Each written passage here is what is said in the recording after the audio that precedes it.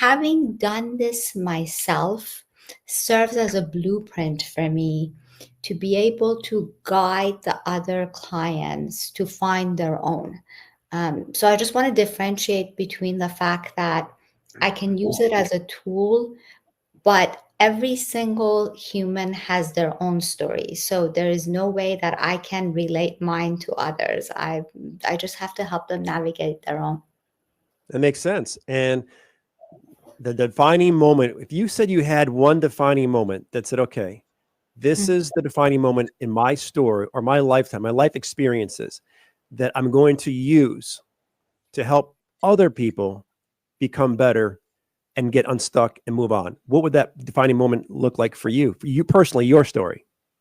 So, in every human's life, there are numerous defining moments, right? But I've had a couple throughout my life so far.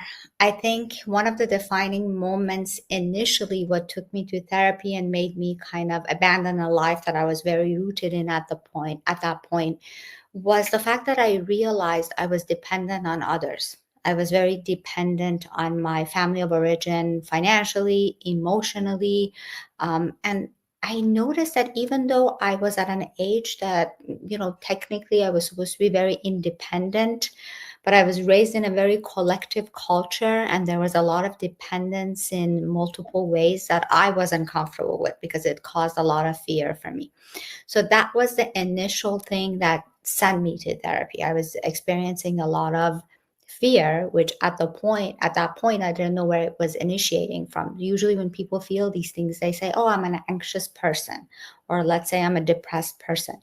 But these things are just symptoms that show up to show us something isn't going the way it needs to.